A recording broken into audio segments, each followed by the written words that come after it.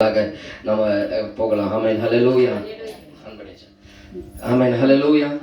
கர்த்தர் நல்லவர். வாசிக்கலாம். சங்கீதம் 23வது அதிகாரம் 5வது வசனத்தை நாம் வாசிக்கலாம். சங்கீதம் 23:5. தொடர்ந்து அந்த கர்த்தர் இந்த வருஷம் கொடுத்த வாக்குத்தத்தத்திலிருந்து நாம் தொடர்ந்து ஜெபித்து தியானித்து கொண்டு வருகிறோம். என் சத்துருக்களுக்கு முன்பாக நீர் எனக்கு ஒரு பந்தியை ஆயத்தப்படுத்தி என் தலையை எண்ணெயினால் அபிஷேகம் பண்ணுகிறேன், என் பாத்திரம் நிரம்பி உடைகிறது. ஆமென் ஹல்லேலூயா. எல்லாரும் அந்த வசனம் மனப்பாடம் பண்ணி இருக்கணும். எல்லாருக்கு தெரியும். பட் அந்த வசனத்தை தினமும் எழுந்த உடனே நம்ம கை மேல தலை மேல கை வைத்து அதை நம்ம சொல்லி செபிக்கணும். பிள்ளைகள் தலை மேல கை வைக்கணும். என் சத்துருக்களுக்கு முன்பாக, என் பிள்ளைகளுடைய சத்துருக்களுக்கு முன்பாக ஒரு பந்தியை ஆயத்தப்படுத்தி எங்கள் தலை எண்ணெயினால் அபிஷேகம் பண்ணுவார். என் பிள்ளைகளுடைய தலை எண்ணெயினால் அபிஷேகம் பண்ணுவார். எங்கள் பாத்திரம் நிரம்பி வழியும், எங்கள் பிள்ளைகளுடைய பாத்திரம் நிரம்பி வழியும் என்று நீங்கள் தொடர்ந்து நீங்கள் செபித்துக் கொண்டே அதை அறிக்கையிட்டு வரும் பொழுது கர்த்தர் நிச்சயமாக நம்ம பாத்திரங்களை நிரம்ப செய்வார். ஆமென் ஹல்லேலூயா. நம்ம குறையான பாத்திரங்களை கர்த்தர் நிரம்ப செய்வார். இன்றைக்கான வார்த்தைக்குள்ளாக நம்ம கடந்து செல்லலாம். உபாகமம் 28வது அதிகாரம் 12வது வசனம். உபாகமம் 28வது அதிகாரம் 12வது வசனம். இன்னைக்கான தலைப்பு நான் இப்படியாக சொல்லுகிறேன். நம்முடைய பாத்திரத்தை ஆண்டவர் பொக்கிஷத்தினால நிரம்பி வழிய செய்வார். ஆமென் ஹல்லேலூயா. நம்ம பாத்திரத்தை கர்த்தர் பொக்கிஷத்தினால ட்ரெஷர், என் பாத்திரம் பொக்கிஷத்தினால் நிரம்பி வழியும். My cup runneth over with treasure. Amen hallelujah. என் பாத்திரம் பொக்கிஷத்தினால் நிரம்ப வழியும். ஆண்டவர் நம்மளை பொக்கிஷமாய் பார்ப்பாராம். அவருடைய பொக்கிஷத்தை நமக்கு கர்த்தர் கொடுப்பார். உபாகமம் 28வது அதிகாரம் 12வது வசனத்துல அந்த வசனத்தை நம்ம அடித்தளமாய் எடுத்துக்கொண்டு நாம் தியானிக்க போகிறோம். ஏற்ற காலத்தில் உன் தேசத்திலே மழை பெய்யவும் நீ கையிட்டு செய்யும் வேலைகளை எல்லாம் ஆசீர்வதிக்கவும் கர்த்தர் உனக்கு தமது நல்ல பொக்கிஷசாலையாகிய வானத்தை திறப்பார். நீ அநேக ஜாதிகளுக்கு கடன் கொடுப்பாய், நீயோ கடன் வாங்காதிருப்பாய். ஆமென் ஹல்லேலூயா. நல்லா கவனிக்கணும். ஏற்ற காலத்தில் உன் தேசத்தில் மழை பெய்யவும். ஆமென் ஹல்லேலூயா. மழை பெய்யும் ஆண்டவர் அங்க சொல்லல, மழை பெய்யவும். மழையை உண்டாக்குகிறவர், மழையை பெய்ய செய்கிறவர் கர்த்தர். ஆமென் ஹல்லேலூயா. நமக்கு மழை எப்பவுமே வந்துடாது, அது கர்த்தருடைய ஆசீர்வாதம். ஆமென் ஹல்லேலூயா. கர்த்தர் என்றைக்கு ஒரு திட்டமிட்டு இருக்கிறாரோ அந்த காலத்தில் தான் அது நடக்கும். ஏற்ற காலத்தில் உன் தேசத்திலே மழை பெய்யவும் நீ கையிட்டு செய்யும் வேலைகளை எல்லாம் ஆசீர்வதிக்கவும். ஆமென் ஹல்லேலூயா. கர்த்தர் எந்த நேரத்துல ஒரு மழையை உனக்காக வைத்திருக்கிறாரோ அந்த நேரத்திலாம் மழையை பெய்ய செய்வார். ஆமென் ஹல்லேலூயா. எப்பொழுதும் மழை பெய்யாது. ஒவ்வொரு வாழ்க்கையில ஒவ்வொரு முறை, சிலர் வாழ்க்கையில நேற்று மழை பெய்திருக்கலாம், சிலருடைய வாழ்க்கையில கடந்த வாரம் மழை பெய்திருக்கலாம், சிலருடைய வாழ்க்கையில கடந்த மாதம் பெய்திருக்கலாம், சிலருடைய வாழ்க்கையில கடந்த வருடம் பெய்திருக்கலாம். உங்களுடைய வாழ்க்கையில ஒருவேளை அந்த மழை பெய்யாமல் இருக்கலாம். ஒருவேளை உங்கள் வாழ்க்கையில் இன்றைக்கு அந்த மழை பெய்யலாம், இல்ல அந்த மழை நாளைக்கு உங்கள் வாழ்க்கையில பெய்யலாம், இல்ல அடுத்த வாரம் அந்த மழை பெய்யலாம், இல்ல அடுத்த மாதம், இல்ல அடுத்த வருஷம். கர்த்தர் உங்கள் வாழ்க்கையில வைத்திருக்கிற ஒரு அந்த திட்டம் நிறைவேற வரைக்கும் நம்ம அமைதியா கர்த்தருடைய கரத்தில் அடங்கி இருக்க கற்றுக்கொள்ள வேண்டும். ஆமென் ஹல்லேலூயா. ஆண்டவர் ஒவ்வொரு வாழ்க்கையிலும் ஒரு திட்டத்தையும் ஒரு நோக்கத்தையும் வைத்திருக்கிறார். அந்த மழை பெய்ய பண்ணுகிற தேவன் உன் வாழ்க்கையில என்ன ஒரு நோக்கத்தை திட்டத்தோடு எந்த காலத்தை வைத்திருக்கிறாரோ அந்த காலத்தை தான் அந்த மழை பெய்யும். அது வரைக்கும் நம்ம என்ன முழுங்கால் படிட்டு முட்டி போட்டு ஆண்டவர்கிட்ட மன்றாடினாலும் அது நடக்காதது. ஆமென் ஹல்லேலூயா. அந்த ஜெபத்திற்கு பதில் வராத போல தெரியும். ஆனா கர்த்தருக்கு தெரியும் எப்பொழுது உன் வாழ்க்கையில மழையை நான் உண்டாக்க வேண்டும் என்பது ஆண்டவருக்கு தெரியும். மழையாகிய ஆசீர்வாதத்தையும், மழையாகிய சுகத்தையும், மழையாகிய உன்னுடைய வாழ்க்கையின் காரியங்கள், பற்பல காரியங்களை குறித்து நான் சொல்லுகிறேன். ஆண்டவர் ஒரு நேரத்தை உங்களுக்கு வைத்திருக்கிறார். ஆமென் ஹல்லேலூயா. இப்படியாக சொல்லுகிறார். பிரசங்கில் இப்படியே சொல்லப்பட்டிருக்கு. அழுவதற்கு ஒரு காலம் உண்டு, நகைப்பதற்கு ஒரு காலம் உண்டு. ஆமென் ஹல்லேலூயா. துக்கிப்பதற்கு ஒரு காலம் உண்டு, சந்தோஷப்படுவதற்கு ஒரு காலம் உண்டு. எல்லாவற்றுக்கும் ஒவ்வொரு காலத்தை கர்த்தர் வைத்திருக்கிறார் என்று இன்றைக்கு அந்த காலை வேளையில் சொல்றேன். ஒருவேளை வாழ்க்கையில எல்லாமே நெருக்கடி நெருக்கடி போல, எல்லாமே குறையில வாழ்ந்து கொண்டிருக்கிறது போல, எல்லாமே ஒரு மாற்றம் இல்லாதது போல உன் வாழ்க்கை கடந்து கொண்டிருக்கலாம். ஆனாலும் பக்கத்து கையை பிடிச்சு சொல்லுங்க, உன்னுடைய மழைக்காலம் இன்னும் வரல. ஆமென், ஹல்லேலூயா. ஒரு ரஷாதலானா மரிகால, என்னுடைய மழைக்காலம் இன்னும் வரல, என்னுடைய சீசன் இன்னும் வரல. ஆமென், ஹல்லேலூயா. என்னுடைய மழை சீசன் இன்னும் வரல. அந்த சீசன் வரும் பொழுது உன் வாழ்க்கையை யாராலும் அடைக்க முடியாது. அந்த மழையுடைய தடுக்க யாராலும் அந்த மழை தடுக்க முடியாது. கர்த்தர் உனக்கு பெய்ய செய்ய வேண்டியதை பெய்ய செய்வார். ஆமென், ஹல்லேலூயா. ஏன்னா அந்த மழையை பெய்ய பண்ணுகிறவர் கர்த்தர். ஓ ஆமென், ஹல்லேலூயா. இன்னைக்கு ஒருவேளை நமக்கு தெரியலாம், மழை வரப்போல தெரியுது என் வாழ்க்கையில, ஆனால் திடீர்னு யாரோ ஒருத்தர் அந்த மழையை, அந்த மதகுகளை அடைத்து விட்டார்கள் என்று ஒருவேளை நீங்கள் சிந்தித்துக் கொண்டிருக்கலாம், யோசித்துக் கொண்டிருக்கலாம். யாரோ என் மழையை தடுத்து விட்டார்கள் என்று. அப்படியாக அல்ல. உனக்கான மழை இன்னும் வரவில்லை, உனக்கான நேரம் இன்னும் வரவில்லை. அன்றைக்கு இயேசு கிறிஸ்து அந்த கல்யாண வீட்டிற்கு போகும்போது அந்த இடத்துல திராட்சரசம் குறையப்பட்ட காணா ஒரு கல்யாணத்துல திராட்சரசம் குறையப்பட்ட வேளையில அப்பொழுது எல்லாரும் சாப்பிட்டாங்க. அந்த பந்தி விசாரிச்சிருக்காங்க. அங்க பாத்தீங்கன்னா ஸ்பெஷலா வந்து திராட்சரசம் தான். எல்லாரும் நல்ல திருப்தியா சாப்பிட்டுட்டு கடைசி பந்தியில் இருக்கிறவங்களுக்கு திராட்சரசம் இல்லை. திராட்சரசம் அங்க இல்லைன்னா திருமணமே நின்று போய்விடும். அந்த அளவுக்கு ஒரு பெரிய ஒரு சடங்காச்சாரம் மிக்க ஒரு காரியம். என்ன பண்றது தெரியல. பெண் வீட்டார் ரொம்ப கலக்கத்தோடு இருக்கிறாங்க. ஒரு திருமணம் நின்று போயிடுமா, என்ன சண்டை சச்சரவு வருமா என்று. அப்பொழுது இயேசுவுடைய தாயார் மரியாள் கிட்ட போய் இந்த செய்தியை அறிவிக்கிறார்கள். அறிவிக்கும் போது அந்த மரியாள் போயிட்டு இயேசுவிடத்தில் சொல்லுகிறார், இது போல திராட்சரசம் குறைபட்டது, திராட்சரசம் தீர்ந்து போய் விட்டது. இந்த திராட்சரசம் தீர்ந்து போன நேரத்தில் மற்றவர்கள் இன்னும் பந்தியில் உட்கார்ந்து இருக்கிறார்கள், அவர்களுக்கு பரிமாற திராட்சரசம் இல்லையே என்று அவள் முறையிடும் போது இயேசு சொன்னார், என் வேலை இன்னும் வரவில்லை, என் நேரம் இன்னும் வரவில்லை என்று கர்த்தர் சொன்னார். ஆமென், ஹல்லேலூயா. சொல்லுங்க ஹல்லேலூயா. ஒவ்வொரு வாழ்க்கைக்கு ஒரு நேரத்தை கர்த்தர் வைத்திருக்கிறார். ஏற்ற காலத்திலே உன் தேசத்தில் மழை பெய்யும். அப்பொழுது ஆண்டவர் உனக்கென்று ஒரு நேரத்தையும் ஒரு காலத்தையும் கர்த்தர் வைத்திருக்கிறார். ஆமென், ஹல்லேலூயா.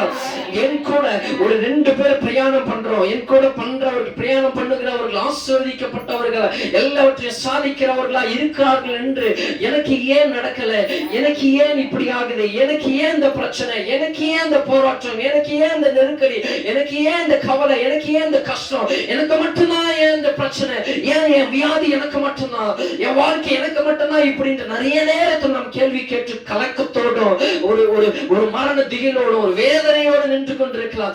என் கூட இருக்கிறவர்கள் எல்லாம் நல்லா இருக்கிறாங்க, என் கூட இருக்கிறவர்கள் ஆசீர்வாதமா இருக்காங்க, என்னை தேடி மட்டும்தான் பிரச்சனை வருகிறது, என்னை தேடி மட்டும் இந்த போராட்டம் வருகிறது என்று நிறைய நேரத்தில் நீங்க சிந்திக்கலாம். ஆமென், ஹல்லேலூயா.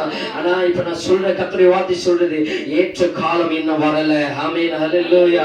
அந்த காலம் வர்ற வரைக்கும் கொஞ்சம் அமைதியாதான் இருக்கணும். ஆமென், ஹல்லேலூயா. கர்த்தருடைய ஆசீர்வாதத்தின் மதகுகளை கர்த்தர் திறந்தார்னா எவனும் அதை மூட முடியாது. ஆமென், ஹல்லேலூயா.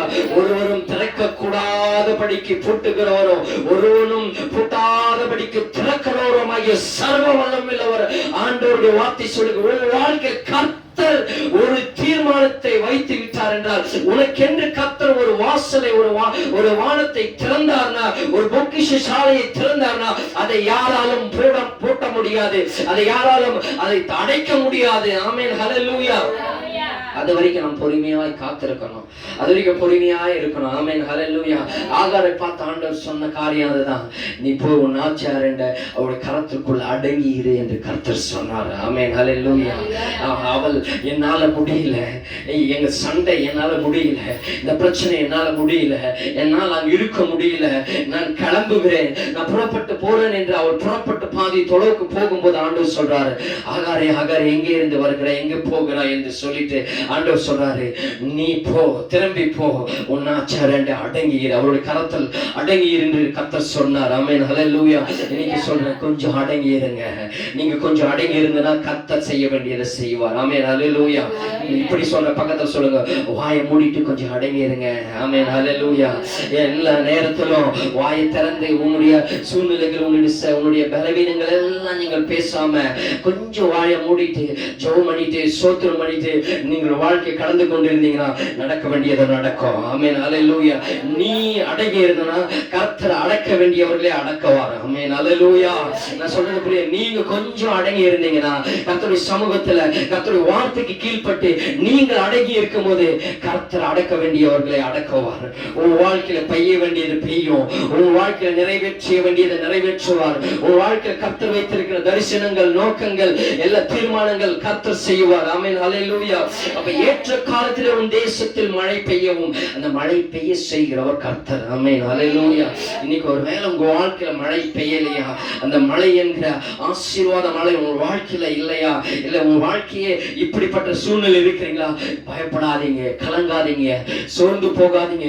கர்த்தர் நிச்சயமாக உன் வாழ்க்கையில ஒரு நேரத்தை வைத்திருக்கிறார். ஆமென், ஹல்லேலூயா. அந்த நேரத்துல அடக்க வேண்டிய சத்துருக்களை அடக்குவார், எல்லா பலவீனங்களை பலவீனப்படுத்துவார், எல்லா சுகவீனங்களை சுகவீனப்படுத்துவார். கர்த்தர் ஒரு அற்புதம் செய்வார். அந்த நாள் நீ பிரகாசி எழும்புவீங்க, நீங்க வாங்க வேண்டியதை வாங்குவீங்க, விற்க வேண்டியதை விற்பீங்க. உன் வாழ்க்கை பிரகாசமா இருக்கும், குடும்பம் பிரகாசமா இருக்கும், ஊழியம் பிரகாசமா இருக்கும், உன் தொழில் பிரகாசமா இருக்கும், உன்னுடைய காரியங்கள் பிரகாசமா இருக்கும். அந்த வரைக்கும் நீங்கள் அடங்கி கர்த்தருடைய சமூகத்தில் அமைதியாய் காத்திருந்து தரித்திருக்கும் போது நிச்சயமாக ஒரு நாள் நிச்சயமாகவே முடிவு உண்டு. உன் நம்பிக்கை வீண் போகாது. கர்த்தர் உயர்வான ஸ்தானங்களில் உங்களை அமர பண்ணுவார், உங்களை உயர்வான ஸ்தானங்களில் நிறுத்துவார். ஆமென், ஹல்லேலூயா. உங்களை குப்பை எடுத்து கோபுரத்தில் அமர பண்ணுகிறவர் தானே நம்முடைய ஆண்டவர். உங்களை அப்படியாக நடத்துவார். ஆமென், ஹல்லேலூயா.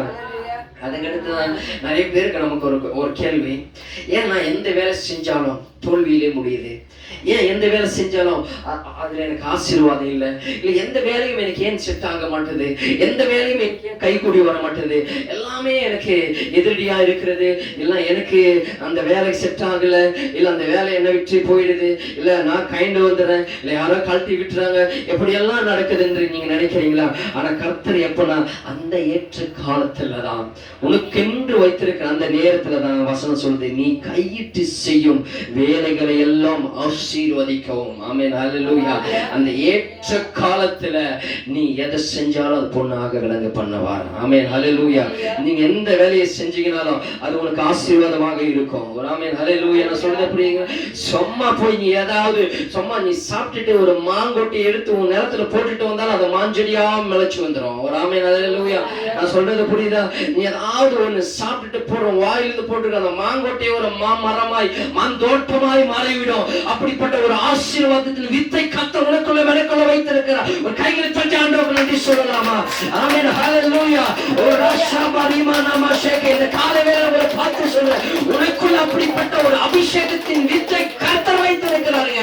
நேரம் வரும்போது, அந்த காலம் வரும்போது, அந்த சமயம் வரும்போது நீ செய்கிற எல்லாவற்றிலும் கர்த்தர் ஆசீர்வாதத்தை கட்டளையிடுவார். ஆமென், ஹல்லேலூயா. நீ தொடர்றதெல்லாம் உருப்படுங்க, நீங்க பார்க்கறதெல்லாம் உருப்படுங்க, நீங்க எதை செய்றீங்க அது வேலை உருப்படுங்க. ஒரு வேலை ஒரு கம்பெனி நீங்க வேலை செஞ்சா அந்த உருப்படாத கம்பெனி நீங்க போய் வேலை செய்யும்போது அந்த கம்பெனி ஆசீர்வதிக்கப்படும், அந்த குடும்பம் ஆசீர்வதிக்கப்படும், அந்த கிராமம் ஆசீர்வதிக்கப்படும். எங்க நீங்க போய் இருக்கிறீங்களோ அந்த இடத்துக்கு கர்த்தர் ஒரு ஆசீர்வாதமான இடமாய் மாற்றுவார். ஆமென். எத்தனை பேர் விசுவாசிக்கிறீங்க? ஆமென், ஹல்லேலூயா. அந்த ஆண்டவர் தான் உனக்குள்ள இருக்கிறார். இன்னைக்கு நான் செய்யறதெல்லாம் தோல்வி, நான் செய்யறதெல்லாம் இறக்கம், நான் செய்யறதெல்லாம் தாழ்மையில போயிட்டு இருக்கிறது, எல்லாம் விரக்தியில போயிட்டு இருக்கிறது, எல்லாமே எனக்கு ஃபெயிலியர். என் வாழ்க்கையில எல்லா பிசினஸும் ஃபெயிலியர், என் வாழ்க்கையில எல்லா வேலையும் ஃபெயிலியர், என் வாழ்க்கையில எல்லா காரியமும் ஃபெயிலியர். எந்த காரியத்தில் நான் எடுத்தாலும், எந்த வேலையை நான் செய்தாலும் அது தோல்வி தோல்வி தோல்வி தோல்வி என்ற ஒரு முடிவில் தான் நடந்து கொண்டிருக்கிறது. எங்க பார்த்தாலும் சச்சரவுகள், தோல்வி தோல்வி தோல்வி என்ற எண்ணத்தோடு. ஆனா கர்த்தர் அந்த ஒரு நேரத்தில் நீங்கள் அமைதியாய் காத்திருந்து தரித்திருந்து கர்த்தருடைய சமூகத்தில் நீங்கள் காத்திருப்பீர்கள். ஆனால் அன்றைக்கு நடக்குங்க, நீ போய் பார்க்கிறதெல்லாம் அது கர்த்தர் ஆசீர்வாதமாய் மாற்றுவார். எத்தனை பேர் விசுவாசிக்க? நீ கையை வைக்கிறதெல்லாம் ஆசீர்வாதமாய் கர்த்தர் மாற்றுவார்.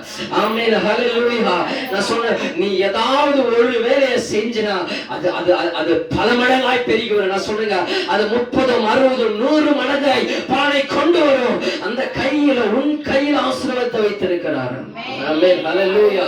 நான் சொல்றேன் பாத்தீங்களா, ஒரு மாங்கொட்டை தான் சொன்னேன். அந்த மாங்கொட்டை நம்ம ரோட்டுல போட்டுட்டோமா, அது முளைத்து அது செடியா வருமா? ஒரு ரோட்ல போட்டா வராது. எங்க போட்டா வரும்? மண்ணுக்குள்ள. ஒரு மண்ணுக்குள்ள உள்ள போட்டாதான் அது அதுக்கான சக்தி ஈர்ப்பு எல்லாமே அதுல இருக்கும்.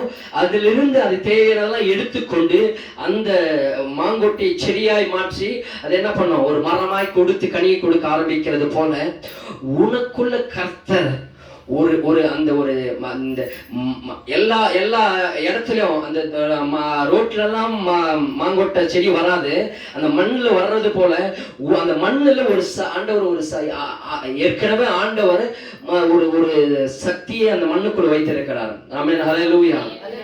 புரியுதுங்களா? எல்லா இடத்துலயும் வராது. அந்த மண்ணுக்குள்ள ஆண்டவர் ஏற்கனவே ஒரு சக்தியை அதுல வைத்திருக்கிறார். அந்த மண்ணுக்கு அந்த மாங்கொட்டைக்கு தேவையானது எல்லா சத்துக்களையும் அந்த மண்ணுல வைத்திருக்கிறார்.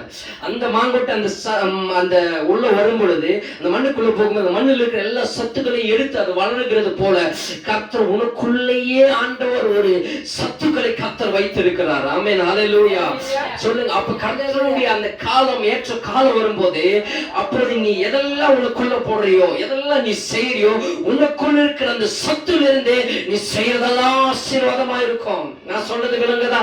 நீ எந்த வேலையை செஞ்சாலும், எந்த காரியத்தை செஞ்சீங்கனாலும், எதை தொட்டீங்கனாலும் அது உருப்படும். நீங்க செய்கிறதெல்லாம் கர்த்தர் ஒரு பெரிய காரியங்களை செய்வார்.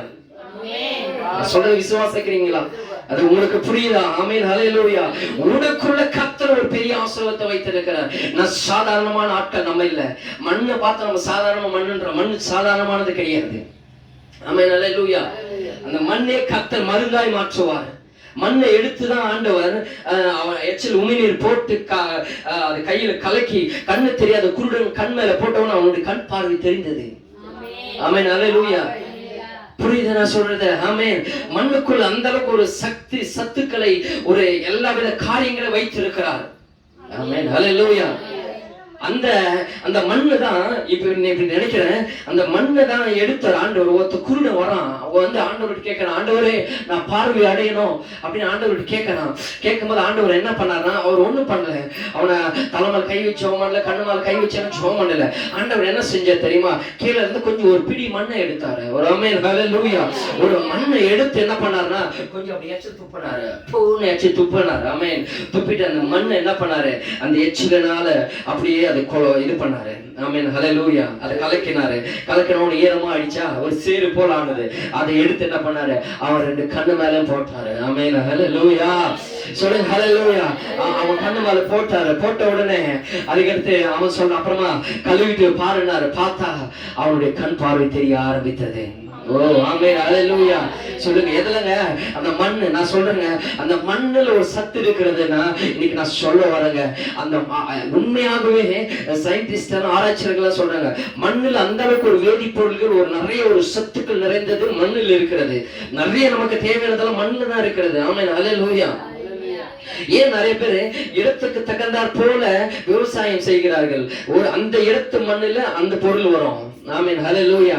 எல்லா இடத்திலும் அந்த மண்ணுக்கு அந்த பொருள் வராதுன்னு சொல்றேன். ஏன் சில இடத்துல மட்டும் மாஞ்செடிகளை வைக்கிறாங்க, சில இடத்துல தென்னந்தோப்புகளை வைக்கிறாங்க, சில இடத்துல பாத்தீங்கன்னா நெற்பயிர்களை வைக்கிறாங்க, சில இடத்துல பாத்தீங்கன்னா வேற என்ன காரியங்களும் ஒவ்வொரு இடத்துல ஒவ்வொரு காரியம் செய்யறாங்க. விவசாயம், கரும்பு ஒரு இடத்துல, வேர்க்கடலை ஒரு இடத்துல, ஒரு நிலத்துல. ஏன்னா அந்த மண் என்ன கொடுக்கும் என்று அந்தந்த இடத்துல ஒவ்வொரு காரியம் செய்யறது போல நிச்சயமாக மண்ணில் ஒரு சத்திய கர்த்தர் வைத்திருக்கிறார். ஆமென், ஹல்லேலூயா. சொல்லுங்க, ஹல்லேலூயா. அந்த மண்ணு தான் நமக்குள் இருக்கிறது, தெரியுமா? ஆமென், ஹல்லேலூயா. மண்ணுக்கே அந்த மண்ணுல தான் அந்த சக்தி இருக்கிறதா. அந்த மண்ணு தான் இன்னைக்கு இந்த சரீரமே. அது நமக்கு தெரியுமா? தெரியாது. ஹல்லேலூயா. நம்ம உடலுக்குள்ள மண் இருக்கிறது. மண்ணுலாம் தான் கர்த்தர் நம்மை உண்டாக்கினார். ஒரு ஆமென், ஹல்லேலூயா.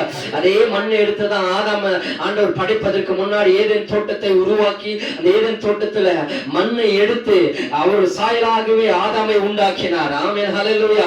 மண்ணுனால தான் உண்டாக்கினார், வேற எதுவுமே இல்லை. நம்ம கை மண்ணு, கால் எல்லாமே களிமண்ல ஆண்டவர் மனுஷனை உண்டாக்கிட்டு அவர் சுவாசத்தை ஊதும் போது மனுஷாப்தமாவானான் ஆதாம். ஆமென், ஹல்லேலூயா. நான் சொல்ற எத்தனை பேருக்கு விளங்குது? அப்ப அந்த மண்ணில் இருந்துதான் ஆதாம் வந்தான். இன்னைக்கு நீங்களும் நானும் மண்ணு. அதுதான் சொல்றோம், மண்ணாய் இருந்த நாம் மண்ணுக்கு போவோம் என்று வேதம் சொல்லுகிறது. ஆமென், ஹல்லேலூயா. நாம் மண்ணிலிருந்து வந்த நாம் திரும்ப எங்க போறோம்? மண்ணுக்கு தான் போறோம்.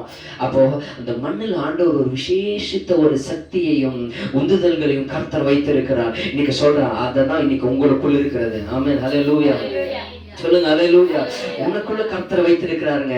உனக்குள்ள நீ என்ன பண்ணாலும் அந்த மண்ணுல ஒரு சக்தி இருக்கிறது, இயேசுவுடைய எச்சில்ல ஒரு சக்தி இருக்கிறது. ஆமென். அவர் கர்த்தர் கடவுள், அவருக்குள்ள ஒரு வல்லம் இருக்கிறது.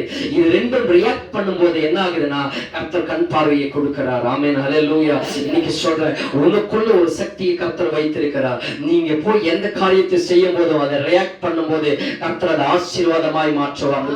கண்களை திறந்தது போல உங்கள் வாழ்க்கையில் நீங்க எதெல்லாம் செஞ்சீங்களோ அதெல்லாம் நடக்கலையா, இனிமேல் நீங்க போய் செய்யும் போது கர்த்தர் அதை ஆசீர்வாதமாய் மாற்றுவார். ஒரு சத்தமா ஆமென் அல்லேலூயா. ஏற்ற காலத்தில் உன் தேசத்தில் மழை பெய்யவும் நீ கையிட்டு செய்யும் வேலைகளை எல்லாம் ஆசீர்வதிக்கவும் கர்த்தர் உனக்கு தமது நல்ல பொக்கிஷசாலையாகிய வானத்தை திறப்பார்.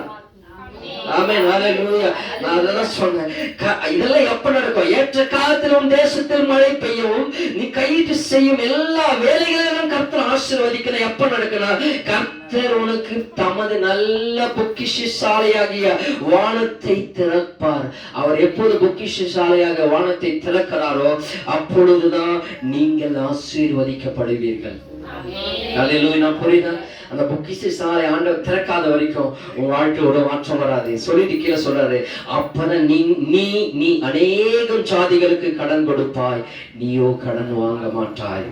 இன்னைக்கு ஒருவேளை கடன் பிரச்சனை நிறைய இருக்கலாம், கடன் பிரச்சனையோடு நீங்கள் போய் கொண்டிருக்கலாம், கடன் உங்களை நெருக்கி வாட்டி கொண்டிருக்கலாம். இன்னைக்கு அநேகருடைய வாழ்க்கையில கடன் என்ற ஒரு காரியம் அதிகமாக, யூ வில் நாட் பாரோ, நீங்கள் கடன் வாங்காதிருப்பாய் என்று கர்த்தர் சொல்லி இருக்கிறார். நான் சொல்றேங்க, கர்த்தர் வெளிப்படுத்துற காரியம், கடன் என்பது ஒரு பாவத்தை காட்டுகிறது. ஆமென் அல்லேலூயா. இன்னும் சொல்றேன், நான் எப்படியாட்ட சொல்றேன், கடன் என்பது ஒரு கேன்சர் வியாதியை போன்றது. ஒரு ஆமென் அல்லேலூயா. கேன்சர் வியாதி எல்லாருக்கும் தெரியுமா? சரீரத்தில் ஒரு இடத்துல அது வரும், அவங்களுக்கு தெரியாமையே சரீரம் முழுவதும் பரவிடும். ஒரு ஆமென் அல்லேலூயா. கேன்சர் கட்டின்னு ஏதோ ஒரு சின்னதா ஒரு இடத்துல வரும், பார்க்கறது ஒரு இடத்துல இருக்கிற மாதிரி தான் தெரியும். ஆனா அந்த சரீரத்திற்கே அவங்களுக்கே தெரியாம கொஞ்ச நாட்களுக்கு அப்புறம் பார்த்து அவங்களை அறியாமையே உடல் முழுவதும் கேன்சர் பரவி கடைசியா பார்த்தீங்கன்னா அந்த ஆளையை கொன்று போட்டு விடும். இதுதான் கேன்சர் வியாதி. அப்படி சொல்றேன், கடன் என்பது கேன்சர் வியாதிக்கு சமமானது. ஒரு ஆமென் ஹல்லேலூயா. ஏன்னா நீதிமொழிகள் 22:7 சொல்லப்பட்டிருக்கிறது, ஐஸ்வர்யவான் தரித்திரனை ஆளுகிறான், கடன் வாங்கினவன் கடன் கொடுத்தவனுக்கு அடிமை. ஆமென் ஹல்லேலூயா. அப்ப கடன் நம்ம வாங்கும் பொழுது, கடன் கொடுத்தா பாத்தீங்களா, அவனுக்கு நம்ம அடிமையா இருக்கிறோம். ஒரு சரீரம் கேன்சர் வியாதி ஒருவனுக்கு வரும்போது அந்த சரீரம் அந்த கேன்சருக்கு அடிமையாகி விடுகிறது. அந்த கேன்சர் என்ன சொல்லுது அதை தான் அந்த சரீரம் கேட்கும், நம்ம சொல்றதை கேட்காது. ஒரு குறிப்பிட்ட நிலைக்கு ஸ்டேஜ் எல்லாம் கடந்துடுச்சுன்னா எந்த டாக்டரும் ஒண்ணும் பண்ண முடியாது, எந்த வைத்தியரும் ஒண்ணும் பண்ண முடியாது, யாரும் ஒண்ணும் பண்ண முடியாது. அப்ப அந்த சரீரம் அந்த கேன்சருக்கு அடிமையாகி விடுகிறது போல கடன் என்பது நாம் கடன் வாங்குகிறோம், கடன் கொடுத்தவனுக்கு நம்ம அடிமையாகி மாறி விடுகிறோம். ஒரு ஆமென் ஹல்லேலூயா. அப்போ கடன் நம்முடைய வாழ்க்கையில நம்பர் 1, முதலாவது சொல்ற 3 காரியங்களை விரைவாக சொல்லி ஜெபம் பண்ணி முடிக்கும். நம்பர் 1, நீங்கள் கடன் வாங்காதிருக்கும் பொழுது பொக்கிஷசாலை திறக்கப்படும். இப்ப நான் சொல்றேன், உங்கள் பாத்திரம் பொக்கிஷத்தினால் நிரம்பி வழியும் என்று சொன்னேன். எப்போது கர்த்தர் வானத்தின் பொக்கிஷசாலையை திறப்பார், எப்போது ஏற்ற காலத்தில் உன் தேசத்தில் மழை பெய்யும், எப்பொழுது நீ கையிட்டு செய்கிற வேலையில எல்லாம் ஆசீர்வாதம் உண்டாகும், எப்ப நீ கடன் வாங்காது இருப்பாய், எப்போது நீ ஆசீர்வாதமா இருப்பாய். முதல்ல நீ செய்யற காரியம் என்னன்னா, நீங்கள் கடன் வாங்காது இருக்கும் பொழுது பொக்கிஷசாலை திறக்கப்படும். ஆமென் அல்லேலூயா. பொக்கிஷசாலைனா ட்ரெஷர்னா அதுக்கு தேவையான எல்லா வித விலை உயர்ந்த ஆசீர்வாதங்கள் எல்லாம் அந்த ட்ரெஷர்ல இருக்கும், பொக்கிஷத்துல இருக்கும். அதை கர்த்தர் உனக்கு வானத்தையே திறந்து உனக்கு கொடுப்பாராம். எப்போ உங்கள் வாழ்க்கையில ஆசீர்வாதங்கள் பெற்றுக் கொள்ள முடியும் என்றால், நம்பர் 1, நீங்கள் கடன் வாங்காது இருக்கும் பொழுதுதான் அந்த ஆசீர்வாதத்தை பெற்றுக்கொள்ள முடியும். நான் சொல்றது புரியுது? கடன் வாங்குற வாழ்க்கையில கர்த்தர் ஆசீர்வாதத்தை கொடுக்க மாட்டார். ஆசீர்வாதத்தை கொடுத்து கடன் அடைக்கணும்னு அப்படி நினைக்க மாட்டாரு. ஆமென் ஹல்லேலூயா. நீங்கள் கடன் வாங்காது இருக்கும் பொழுது பொக்கிஷசாலை திறக்கப்படும். நீங்கள் கடன் வாங்கிட்டு இருந்தீங்கன்னா அந்த பொக்கிஷசாலை அடைக்கப்படும். இந்த கடன் என்ற ஒரு பொக்கிஷம், இந்த கடன் என்ற ஒரு அந்த கேன்சர் போன்ற ஒரு பாவம் அதை அந்த வாசலுக்கு அடைப்பாய் மூடப்படும் பொழுது அந்த ஆசீர்வாதம் நமக்கு கிடைக்காம போகிறது. ஆமென் ஹல்லேலூயா.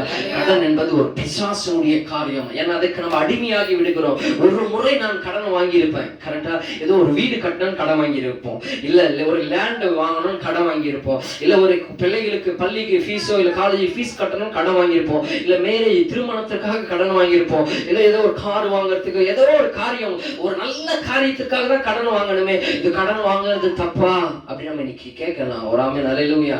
நல்ல காரியத்துக்கு தானே கடன் வாங்கினேன், நான் கடன் வாங்கி ஓதாரித்தனமா இதை நான் செலவழிக்கிறேன், வேற காரியத்தை நான் செய்யல, ஏதோ ஒரு வீடு கட்ட தானே வாங்கினேன் கடன், இல்ல என் பிள்ளை திருமணத்துக்கு தானே கடன் வாங்கினேன் என்று நீங்கள் சொல்ற வரைக்கும் உங்க வாழ்க்கையில வானத்தில் இருந்து கர்த்தர் அந்த பொக்கிஷசாலை திறக்க மாட்டார். என்றைக்கு நான் கடன் வாங்கி விட்டேன், அது தவறு, கர்த்தருக்கு பிரியம் இல்லை. அது கர்த்தர் சொன்ன, நீயோ கடன் வாங்க மாட்டேன், அநேக ஜாதிகளுக்கு கடன் கொடுப்பாய்தான் என்று சொன்னார். நான் அந்த தவறில் விழுந்து விட்டேன், அந்த பாவத்தில் நான் விழுந்து விட்டேன், இந்த கேன்சர் வியாதியில் நான் விழுந்து விட்டேன், கர்த்தாவே என்னை மன்னியும் என்று நீங்கள் அதை அவரிடத்தில் நீங்கள் ஒப்பு கொடுக்கும் போது, அவரிடத்தில் நீங்கள் மன்றாடும் போது உங்க வாழ்க்கையில கர்த்தர் ஒரு ஆசீர்வாதத்தை கொடுப்பார். அது வரைக்கும் நீங்க அந்த கடனில் இருந்து மீண்டும் வர முடியாது, உங்கள் வாழ்க்கை ஆசீர்வாதமாய் கட்டப்படாது. அல்லேலூயா. நம்ம ஃபர்ஸ்ட் ஒரு முறை வாங்கலாம்னு வாங்கி இருப்போம், கடன் என்ற ஒரு இன்ட்ரெஸ்டே இல்லாத அளவுக்கு, ஒரு ஆர்வமே இல்லாத நபர் முதல்ல ஏதோ ஒரு பிரச்சனைக்கு கடன் வாங்கியிருப்பாரு. ஆனா ஒரு வருஷமோ 2 வருஷம் 5 வருஷம் 10 வருஷம் அவர் பார்க்கும் பொழுது அவர் கடன் எக்கச்சக்கமான கடன் வாங்கியிருப்பாரு, அவருக்கே தெரியாது. கணக்கை பார்த்து எக்கச்சக்கமா கடன் இருக்கும். ஆமென் ஹல்லேலூயா. ஒரு முறை அந்த கடன் என்ற பாவத்தில் நீங்க விழுந்து விட்டீங்கன்னா, அந்த பாவம் உங்களை தொடர்ந்து கடன் வாங்க செய்யும், உங்கள் வாழ்க்கை நரகமாய் மாறிவிடும். அந்த கேன்சர் வாதி ஒரு கடைசியில் ஒரு ஆளை எப்படி கொன்று விடுகிறது போல அந்த கடன் உங்களை கொன்று விடும். ஆமென் ஹல்லேலூயா. சொல்லுங்க ஹல்லேலூயா. நிறைய நம்ம அப்படி பண்றோம். ஏன்னா இது ஆண்டவருக்கு பிரியமில்லை என்பதை நாம் தெரிந்து கொள்ள வேண்டும். அவர் ஆமென் ஹல்லேலூயா. எதுக்கோ ஒன்று வாங்கினேன், இல்லை மற்ற நமக்கு இருக்கிறத வைத்து நாம் வாழ கற்றுக்கொள்ளும் பொழுது கர்த்தர் நம்முடைய வாழ்க்கையில் ஆசீர்வாதத்தை கட்டளையிடுவார். ஆமென் ஹல்லேலூயா. இன்னைக்கு நம்மகிட்ட இருக்க அதை வைத்து சிலர் என்ன பண்ணுவோம், ஏதோ ஒரு ஃபங்க்ஷன் பண்ணணும், இல்லை ஏதோ ஒரு காரியத்திற்காக என்ன பண்ணுவோம், பெருமையா செலவு பண்ணணும், கடன் வாங்கி செலவு பண்ணிட்டு வாழ்க்கை ரொம்ப நரகமாய் மாறிவிடும். ஆமென் ஹல்லேலூயா. இன்னைக்கு சொல்ல இருக்கிறதா நல்ல சந்தோஷமாய் செலவு பண்ணுங்க, இல்லையா என்ன இருக்கிறதோ அதை வைத்து நீங்கள் வாழ கற்றுக்கொள்ளும் போது, பவுல் அப்படிதான் சொல்றாரு, எனக்கு வாழ்ந்திருக்கவும் தெரியும் தாழ்ந்திருக்கவும் தெரியும் என்று பவுல் சொன்னது போல, இருக்கும்போது எல்லாவற்றையும் நீங்கள் அனுபவிக்கணும், இல்லாத பொழுது அதில் இருக்கிறத வைத்து நீங்கள் கற்றுக்கொள்ள நீங்கள் ஆரம்பிக்கும் பொழுது உங்க வாழ்க்கை கர்த்தர் பெரிய காரியங்களை செய்வார். 2 ராஜாக்கள் 4வது அதிகாரத்துல 1வது வசனத்துல வாசித்த நமக்கு தெரியும், எலிசா ஒரு தீர்க்கதரிசி இருந்தா, அந்த இடத்துல தீர்க்கதரிசிகளில் மனைவியாகி ஒருவர் எலிசா கிட்ட வந்து கேட்கிறார், என்னுடைய கணவர் கடன் வாங்கி இறந்து போனார், என்னுடைய 2 பிள்ளைகளை அந்த கடன் கொடுத்தவன் அடிமைகளாக்கி கொள்ளும்படி அவன் வந்திருக்கிறான், நான் என்ன செய்ய வேண்டும் என்று அவள் ரொம்ப முறையிட்டு அவள் கண்ணீரோடு கேட்கிறார். ஆமென் ஹல்லேலூயா. ஏன்னா கடன் கொடுத்தவன் உன் பிள்ளைகளை அடிமைகளாக்கணும்னு அவன் சொல்லும் போது, ஏன்னா கடன் வாங்கியதற்காக முதலில் கர்த்தரிடத்தில் நம்ம மன்னிப்பு கேட்கிற வரைக்கும் நம்ம வாழ்க்கையில் ஒரு மாற்றமே வராது. அந்த நம்ம பாவத்தை அறிக்கை செய்து விட்டு விடுகிறவனோ இரக்கம் பெறுவான் என்று வேதம் சொல்கிறது. பாவத்தை அறிக்கை செய்கிறவனுக்கு இரக்கம் என்று பைபிள் சொல்லல, பாவத்தை செய்கிறவன் அந்த பாவத்தை அறிக்கை செய்து விட்டு விடுகிறவனுக்கோ தான் கர்த்தர் இரக்கம் பண்ணுகிறார். இன்னைக்கு அந்த பாவத்தை நம்ம அறிக்கை செய்யணும். ஆண்டவரே, இன்னைக்கு நான் கடன் வாங்கி இருக்கிறேன், இன்னைக்கு ஒருவேளை கடனில் அவதிப்பட்டிருந்தா அந்த கடன் என்னென்ன கடன் ஆண்டவர் கிட்ட சொல்லுங்க, இந்த கடன் வாங்கிட்டு ஆண்டவரே அந்த பாவத்தை என்ன மன்னியுங்க ஆண்டவரேன்னு சொல்லிட்டு, 2வது ஆண்டவரே இனி அந்த பாவத்தை நான் விழக்கூடாது, இனி நான் கடன் வாங்கக்கூடாது அப்படின்னு ஒரு தீர்மானத்தை எடுங்க. கர்த்தாவே எனக்கு உதவி செய்யுங்க என்று நீங்கள் கர்த்தரிடத்தில் ஒரு தீர்மானத்தை எடுக்கும் போது கர்த்தர் அந்த உயிர்கொல்லி நோயிலிருந்து கர்த்தர் உங்களை காப்பார். ஆமென் ஹல்லேலூயா. சொல்லுங்க ஹல்லேலூயா. அப்போ ஆண்டவர் நீங்க இப்போ இந்த எலிசா காலத்துல நடந்தது, 2 பிள்ளைகள் அடிமைகளாய் கொண்டு போகும்படியாக வருகிறார்கள். இவ போய் தீர்க்கதரிசிக்கிட்ட சொல்றா, சொன்ன உடனே அவள் அறிக்கை செய்கிறார், அது மாதிரி கணவன் கடன் வாங்கி போயிட்டான்னு சொல்லிட்டு அந்த அறிக்கை நிமித்தமாய் கர்த்தர் அந்த பாவத்தை மன்னித்து கர்த்தர் அவங்களை ஆசீர்வாதமாய் மாற்றுகிறார். ஆமென். ஒரு எண்ணெயை கொடுத்து அந்த எண்ணெய் மூலமா அவங்க குடும்பத்தை ஆசீர்வதித்து கர்த்தர் அதுக்கு ஒரு பரிகாரத்தை கொடுக்கிறார் ஆண்டவர். ஆமென் ஹல்லேலூயா. எலிசா மூலமா ஏதோ ஒரு பணத்தை கொடுத்து அந்த கடனை அடைக்க சொல்ல ஆண்டவர், இல்ல நீ போய் ஏதாவது ஒரு வேலை செய்யுமா, அதுல இருந்து நான் கொடுக்கறேன்ல, அதுக்கு ஆண்டவர் ஒரு பரிகாரத்தை கொடுக்கிறார். நீ செஞ்சிட்ட, உன் கணவர் பாவம் செஞ்சிட்டாரு, நீ அதுக்கு உடன்பட்ட, அதுக்கு என்ன பண்ண, அந்த பாவத்துக்கு ஒரு பரிகாரம் செய்யணும். அந்த பரிகாரம் என்ன, உன்கிட்ட என்ன இருக்கிற எண்ணெய் இருக்கிறதா, அந்த எண்ணெயை வைத்து ஆண்டவர் அந்த பாவத்தை மன்னித்து அந்த பாவத்தை கழுவி கர்த்தர் அவங்களுக்கு அதன் மூலமா கர்த்தர் ஆசீர்வாதத்தை கொடுத்து அந்த கடனை எல்லாம் அடைத்தார். இன்னைக்கு சொல்ற, நீங்கள் எந்த காரியத்தில் விழுந்திருந்தால், எந்த பாவத்தில் விழுந்திருந்தால் முழங்கால் படிக்கிட்டு ஆண்டவர்கிட்ட அந்த பாவத்திற்காக மன்னிப்பு கேட்கும் பொழுது கர்த்தர் அதுக்கு ஒரு பரிகாரத்தை கர்த்தர் உங்களுக்கு கொடுப்பார். ஆமென் ஹல்லேலூயா. சொல்லுங்க ஹல்லேலூயா. அந்த பரிகாரம் தான் அவர் சிந்தப்பட்ட ரத்தம். அந்த பாவத்தை நீங்க அறிக்கை செய்யும் போது கர்த்தர் உங்களுடைய பாவத்தை மன்னித்து அந்த கடன் பாவங்களை மன்னிக்கிறார்னா அந்த கடனை எல்லாம் கர்த்தர் மன்னிப்பார். ஆமென் ஹல்லேலூயா. அப்பொழுது நீங்க கடன் வாங்க மாட்டீங்க, அநேக சாதிகள் கடன் கொடுப்பீங்க. அப்ப எப்ப நம்ம கடன் இல்லாதவர்களா வாழ முடியும்னா நாம் கர்த்தருடைய பிள்ளைகள். கடன் என்பது ஒரு பாவம் என்பதை நாம் என்றைக்கு உணர்றோமோ அன்னைக்கு ஒரு வாழ்க்கை ஆசீர்வதிக்கப்படும். நீங்க ஆசீர்வாதமா இருப்பீங்க, அடுத்த நிலைக்கு போவீங்க. நிறைய பேர் பாத்தீங்கன்னா கடன் வாங்குறதுன்னா அவங்களுக்கு ரொம்ப அல்வா சாப்பிட்ற மாதிரி இருக்கும். அவனுக்குள்ள ஒரு சந்தோஷம் இருக்கும், கடன் வாங்கணும்னாவே ஒரு சந்தோஷம் இருக்கும். ஆமென் ஹல்லேலூயா. அந்த கேன்சர் வியாதி அப்படிதான் ஒரு மனுஷனுக்குள்ள பரவத்துக்கு அந்த அளவுக்கு ஒரு ஸ்பீடா பரவுமா. ஒரு குறிப்பிட்ட ஸ்டேஜுக்கு அப்புறம் பயங்கரமான ஒரு ஸ்பீட்ல அதை பரவுமா. அது போல கடன் வாங்குறவனுக்கு சிலர் பாத்தீங்க ஃபர்ஸ்ட் கடன் வாங்கறதுக்கு விருப்பம் இருக்காது. ஒரு சில கடன் வாங்கி அவன் பிராக்டிஸ் ஆன உடனே அதுக்கு அவ்வளவு சந்தோஷமா ஆகும், அவ்வளவு விரைவா போயிட்டு எதுக்கெடுத்தாலும் கடன் வாங்குவான். ஆமென் ஹல்லேலூயா. அப்ப நீங்க கடன் வாங்குவதை நீங்கள் நிறுத்த வேண்டும். அது பாவம் என்பதை அறிக்கை செய்ய வேண்டும். நம்பர் 2, நீங்கள் கர்த்தருக்கு பயந்து நடக்கும் பொழுது பொக்கிஷசாலை திறக்கப்படும். ஆமென். நீங்கள் கர்த்தருக்கு பயந்து நடக்கும் போது பொக்கிஷசாலை திறக்கும். முதல்ல நீங்க கடன் வாங்காது இருக்கணும், அப்பதான் கர்த்தருடைய ஆசீர்வாதத்தை பொக்கிஷசாலை பார்க்க முடியும். நம்பர் 2, ஏசாயா 33:4 சொல்லப்பட்டிருக்கிறது, நீங்க கர்த்தருக்கு பயந்து நடக்கணும். ஆண்டவருக்கு பயந்து நடக்கும் போது ஆண்டவர் பொக்கிஷசாலையாக வானத்தை உங்களுக்கு திறப்பார். ஆமென் ஹல்லேலூயா. அவர் அப்பா தான், அவர் இரக்கம் உள்ளவர் தான், கிருபை உள்ளவர் தான், அன்பானவர் தான், அவர் நம்ம நேசிக்கிறவர் தான், நம்ம தேற்றுகிறவர் தான். ஆனா அவர் தெய்வம் என்பதை நம்ம மறக்க கூடாது. அப்ப நாம் கர்த்தருக்கு பயந்து நம்ம வாழ வேண்டும். நாம கர்த்தருக்கு எது பிரியும், கர்த்தருக்கு எது பிரியும் இல்லை. நான் ஏதாவது பாவம் செய்கிறேன், ஏதாவது காரியம் செய்கிறேன், ஆண்டவர் என்ன பார்க்கிறார். யார் என்ன பார்க்கிறாங்களோ இல்லை, கர்த்தர் என்னை பார்த்து கொண்டிருக்கிறார். 4 பேருக்கு முன்னாடி நான் நல்லா பேசுற மாதிரி இருக்கலாம், ஒரு அந்தரங்கத்துல ஒரு பாவத்தை செய்து கொண்டிருக்கலாம், ஆண்டவருக்கு பிரியமில்லாத காரியங்களை துணிகரமாய் செய்து கொண்டிருக்கலாம். ஆனா கர்த்தர் பார்க்கிறார் என்ற ஒரு பயம் உங்களுக்கு எப்போ வருதோ அப்பதான் நீங்க ஆசீர்வதிக்கப்படுவீங்க. ஆமென் ஹல்லேலூயா. அப்பதான் நீங்க ஆசீர்வதிக்கப்படுவீங்க. அப்ப நீங்க செய்ய வேண்டிய காரியம் கர்த்தருக்குரிய பயம் உங்களுக்குள்ள இருக்கணும். ஆமென் ஹல்லேலூயா. சொல்லுங்க ஹல்லேலூயா. கர்த்தர் பார்க்கிறாருன்ற ஒரு பயம். எதை செஞ்சாலும் நான் ஜெபம் பண்ணலையே கர்த்தர் பார்க்கிறார், நான் ஒரு பாவம் செய்யறேன் கர்த்தர் பார்க்கிறார். மனுஷன் யாருமே பார்க்கல, நான் ஒரு ரூமுக்குள்ள இருந்து ஒரு காரியம் செய்யறேன், யாருமே பார்க்கலையே, ரூமுக்குள்ள தானே இருக்கிறேன். இல்ல, ஆண்டவர் உன்னை பார்த்து கொண்டிருக்கிறார். ஒருவேளை ரூம்ல இல்ல, தனியா இருக்கிற உள்ளுக்குள்ள ஒரு பாவத்தை செய்து கொண்டிருக்க, அந்த உள்ளத்தை ஆண்டவர் பார்த்து கொண்டிருக்கிறார். ஆமென் ஹல்லேலூயா. நீங்கள் கர்த்தருக்கு பயந்து நடக்கும் பொழுது பொக்கிஷசாலையாக கர்த்தர் வானத்தை திறப்பார். ஆமென் ஹல்லேலூயா. சொல்லுங்க ஹல்லேலூயா. அப்ப கர்த்தர் பார்த்து கொண்டு இருக்கிறார்.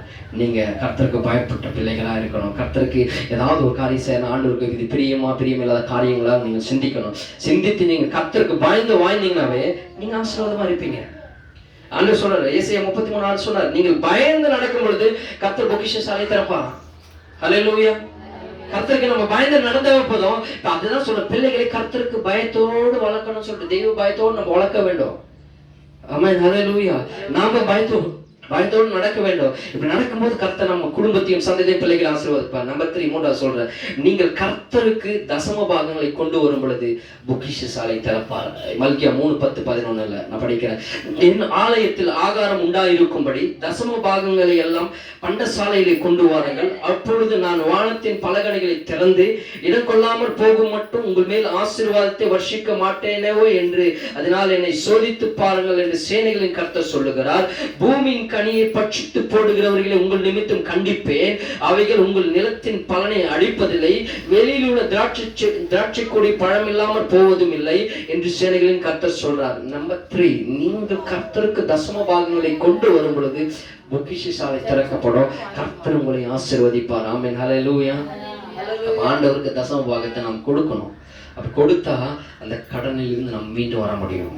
நம்ம ஏதாவது ஒரு காரியம் செய்யணும். 11ஆம் வசனம் திரும்ப படிக்கிறேன். பூமியின் கனியை பட்சித்து போடுகிறவர்களே, நீங்க செய்யற காரியத்தை உங்களை அழிக்க நினைக்கிற சத்ருக்களை கர்த்தர் நம்ம நிமித்தமா என்ன பண்ணுவாரா? கண்டிப்பாரா. அதுக்கடுத்து உங்கள் நிலத்தின் பலனை அழிப்பதில்லை. நீங்க செய்கிற காரியத்தை, செய்கிற வேலை எதையுமே நீ பிசாசு அழிக்க முடியாது. கர்த்தர் உங்கள் நிமித்தமாக நிற்பார். ஆமென் ஹல்லேலூயா. அதுக்கடுத்து சொல்லுது, வெளியில் உள்ள திராட்சை கொடி பழமில்லாமல் போவதும் இல்லை என்று சேனைகளின் கர்த்தர் சொல்லுகிறார். ஒரு ஆமென் ஹல்லேலூயா. நீங்க எந்த வேலை செஞ்சீங்கனாலும் அதனுடைய ஆசீர்வாதத்தை பார்ப்பீங்க. ஒரு ஆமென் ஹல்லேலூயா. எந்த வேலை செஞ்சாலும் ஆசீர்வாதத்தை கண்டிப்பா பலனை பார்ப்பீங்க. ஒரு நம்ம போயிட்டு இப்போ ஒரு உதாரணத்துக்கு ஒரு மாஞ்செடி வைக்கிறோம். மாஞ்செடி வச்சுட்டு ஒரு 10-20 வருஷம் அதை மாங்காய் கொடுக்கலன்னா என்ன யூஸ்? அது அதுக்கு தண்ணி போட்டு உரம் போட்டு மருந்து போட்டு எல்லாமே பராமரித்து 20-30 வருஷம் ஆனாலும் அது காயை கொடுக்கலாம், என்ன பண்ணும்? கடைசியா வெட்டி போட்டு ஒரு யூஸும் கிடையாது. ஆமென், அல்லேலூயா. ஆனா கர்த்தர் சொல்றாரு, நீங்க வெளியில் உள்ள திராட்சை கொடி பழமில்லாமல் போவதும் இல்லை. அப்ப நீங்க என்ன செய்றீங்களோ அதை கண்டிப்பா ஆசீர்வாதத்தை நான் கொடுப்பேன் என்று சொல்றாரு. அப்ப நம்ம என்ன பண்ணணும்னா, இன்னொரு இடத்துல பைபிள் பத்தி சொன்னாரு, தேவனுடையது தேவனுக்கும், கிறிஸ்தவ சைலண்ட், தேவனுடையது தேவனுக்கும், ராயனுடையது ராயனுக்கும் கொடுக்க வேண்டும் என்று பைபிள் சொல்லி இருக்கிறது. அப்ப கர்த்தருக்குரியதை நம்ம கர்த்தருக்கு கொடுக்கணும். ஒரு பாஸ்டர் இப்படிதான் இருந்தாராம். எக்கச்சக்கமா கடன் ஆயிடுச்சான், ரொம்ப கடன் ஆயிடுச்சு. கடன் அந்த அளவுக்கு ரொம்ப கடன்ல இருக்கிறாரு. ஆனா அவருடைய மாமனாரும் பாஸ்டர், அவர் நல்ல ஒரு பெரிய ஆளு, எக்கச்சக்கமா பணம் இருக்கனால ஒரு கோடீஸ்வரர். இவரு எக்கச்சக்கமா கடன் ஆன உடனே இந்த கடனை பார்த்து ஒரு நாள் என்ன பண்ணாருன்னா, இவ்வளவு கடன்ல இருக்கிற அப்படின்னு சொல்லிட்டு அவரை கூப்பிட்டு சொன்னாராம். இவர் நினைச்சிட்டு போனாரு, ஓ மாமனார் கூப்பிடுறாரு, நான் கடனெல்லாம், அவர் நினைச்சாலும் ஒரே செகண்ட்ல கடனெல்லாம் அடைச்சிடலாம் அப்படின்னு சொல்லிட்டு அந்த கடனை தான் அடைக்கிறது தான் கூப்பிட்றாருன்னு சொல்லி ஒரு சந்தோஷமா போயிருக்கிறாரு. போன உடனே அவர் சொன்னாராம், ஓகே கடன் எக்கச்சக்கமாக ஆயிடுச்சுன்னு கேள்விப்பட்டேன். ஆமாம், இவர் ஆயிடுச்சு, அதுக்கு ஆயிடுச்சு, இது ஆயிடுச்சுன்னு. கடன் என்பது அது ஒரு கேன்சர் வியாதி போல ஒரு பாவம். அது அந்த கடன் பாவத்தை நீ எப்போ நீ அறிக்கை செய்கிறியோ, அந்த கடன் எப்போ விடுறியோ அப்போ தான் வாழ்க்கை மாறுன்னு சொல்லிட்டு கடைசி அவர் சொன்னாராம், நீ செய்ய வேண்டிய காரியம், இந்த கடன் இவ்வளோ கடன் இருக்குல்ல, அதுக்கு அவர் ஒரு சிங்கிள் ரூபீஸ் கொடுக்கலையா, ஒரே ஒரு ஆலோசனையை தான் சொன்னாராம், கர்த்தருக்கு நீ தசம பாகம் கொடுக்குறியான்னு கேட்டாராம். ஆமென், அல்லேலூயா. கர்த்தருக்கு தசம பாகம் கொடுக்குறியான்னு கேட்டாராம். நான் தான் பாஸ்டர், நான் எப்படி கொடுக்க முடியும்? இல்லை, நீ கர்த்தருக்கு தசம பாகம் நீ கொடுக்கும் பொழுதுதான் உன் கடன் இல்லாமல் வாழ்க்கை வாழ முடியும். நீ கர்த்தர் பொக்கிஷ சாலையை திறப்பார்னு சொல்லிட்டு அவர் சொல்லி அனுப்பிச்சிட்டாராம். ரொம்ப வேதனையோடு வந்தாராம். என்ன அது கூப்பிட்டு அவர் நினைச்சிருந்தாரு, ஒரே 5 நிமிஷத்தில் என் கடனெல்லாம் அடைச்சிருக்கலாம், ஆனால் அவர் பணத்தெல்லாம் கொடுக்காம கர்த்தருக்கு போய் தசம பாகம் கொடுன்ட்டு ரொம்ப சோர்வோடு வந்துட்டாராம். வந்துட்டு பிறகு அப்புறமா கஷ்டத்தோடு திரும்ப சரி சொன்னார் செஞ்சு பார்ப்பேன், கர்த்தருக்கு தசம பாகம் கொடுக்க ஆரம்பிக்கும் போது அவருடைய கடன் எல்லாம் கர்த்தர் அடைத்தாராம். ஒரு ஆமென், ஹல்லேலூயா. இன்னைக்கு நான் சொல்றேன், கடன் இல்லாமல் வாழ்க்கை நம்ம வாழணும். ப்ளஸ் ஆண்டவருடைய பொக்கிஷ சாலையாகிய அந்த வானத்தை நமக்கு திறக்கணும், நம்ம ஆசீர்வாதமா இருக்கணும். கர்த்தருக்கு நம்ம தசம பாகத்தை கொடுக்க கற்றுக்கொள்ள வேண்டும். ஆமென், ஹல்லேலூயா. சொல்லுங்க ஹல்லேலூயா. தசம பாகம் என்பது என்னன்னு நமக்கு தெரியாது, அதனால சொல்றேன் நான் உங்களுக்கு. ஆண்டவருக்கு 10ல் ஒரு பங்கு ஆண்டவர் கொடுக்கணும், அதுதான் தசம பாகம். நமக்கு தெரியும், தசவாதாரம்னு சொல்லுவாங்க. அப்படின்னா அர்த்தம் அதுக்கு 10 அவதாரம், கரெக்டா? அதுதான் தசவாதாரம்னு சொல்லுவாங்க. புரியறதுக்காக சொல்ல, தசம பாகம், தசமம்னா 10ல் ஒரு பங்கு நம்ம ஆண்டவருக்கு கொடுக்கணும் அப்படின்னா ஆண்டவரே சொல்லியிருக்கிறார், 10ல் ஒரு பங்கு ஆண்டவருக்கு கொடுக்கணும். கொடுக்கும் பொழுதுதான் கர்த்தர் நம்மளுடைய வாழ்க்கையை ஆசீர்வதிப்பார். அப்போ 10ல் ஒரு பங்குனா 100க்கு 10 ரூபாய் நம்ம கர்த்தருக்கு கொடுக்கணும். ஆமென், ஹல்லேலூயா. அதை நம்ம ஒரு பெருசாக நம்ம நினைக்கக்கூடாது. அது ஒரு பாரப்பட்டு நம்ம நினைத்து கொடுக்கறதுனால நமக்கு அது ஆசீர்வாதம் வராது. நீ கடன் வாங்காமல் இருக்கணும், குடும்பம் ஆசீர்வதிக்கப்படணும், என் பிள்ளைகள் ஆசீர்வதிக்கப்படணும், நான் செல்வாக்கில் உயரணும்னா கர்த்தருக்கு நாம் கொடுக்க வேண்டியது கொடுக்கணும். ஒரு ஆமென், ஹல்லேலூயா. அது கஷ்டமாக தான் தெரியும். நான் எல்லாம் நான் ஆண்டவர்கிட்ட நான் சொல்கிறேனே, முதல்ல 1500 நான் சம்பளம் வாங்கும் போது ஆண்டவருக்கு எவ்வளோ கொடுக்கணும் தெரியுமா? 1500 எவ்வளோ கொடுக்கணும்? 10ல் ஒரு பங்கு தசம் பார்க்கணும். 1500 எவ்வளோ தரணும்? 120 ரூபா தரணும். ஒரு ஆமென், ஹல்லேலூயா. 10%. 1200க்கு 10 எவ்வளோ தரணும்? 120 ரூபா. இப்போ 1000, இப்போ 110 ரூபான்னா 1000க்கு எவ்வளோ? 100 ரூபா. ஓகே, 1200 120 ரூபா நான் கர்த்தர் கொடுப்பேன், சந்தோஷமா கொடுத்துருவேன். ஆமென், கரெக்டா? அதுக்கு ஆண்டவர் எனக்கு சம்பளம் கொஞ்சம் அதிகமானு கேட்கும்போது ஆண்டவர் 10,000 ரூபா மாத்தினாரு. 10,000 எவ்வளோ தரணும் சொல்லுங்க? 10,000 எவ்வளோ தரணும்? 1000 ரூபா தரணும். 1000 ரூபா என்ன பண்ணேன்? கர்த்தருக்கு சந்தோஷமா கொடுத்துறேன். ஓகே, பரவாயில்ல, 1000 ரூபா சம்பளத்துல இருந்து ஆண்டவர் 10,000 ரூபாய் கொடுத்துருக்கிறாரு அப்படின்னு சொல்லிட்டு 1000 ரூபாய் கொடுத்துட்டேன். அதுக்கடுத்து என்னாச்சுன்னா ஆண்டவர் கிட்டத்தட்ட பார்த்தீங்கன்னா ஒரு 30,000 ரூபாய் சம்பளம் வருது. ஒரு ஆமென், ஹல்லேலூயா. 30,000 ரூபாய் வரும்போது எவ்வளோ தரணும்? 3000 ரூபாய் தரணும்.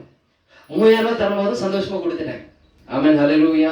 சில பிசினஸ்களை செய்ய முடியுது. கடந்த வருடங்களில் பிசினஸ் எல்லாம் செய்யும் போது கிட்டத்தட்ட ஆண்டவர் ஒரு டைம் கிட்டத்தட்ட ஒரு 10 லட்ச ரூபா கொடுத்தாரு. அப்ப எவ்வளவு தரணும் ஆண்டவருக்கு? 10 லட்ச ரூபா கொடுத்தா எவ்வளவு தரணும்? 1 லட்ச ரூபா தரணும். இப்போ 1 லட்ச ரூபா கொடுத்து மனசு வருமா? 2000 3000 கர்த்தர் கொடுத்துருவோம். 1 லட்ச ரூபா கொடுக்க மனசு வருமா? இவ்வளோ காசு கொடுக்கணுமா கடவுளுக்குன்னு?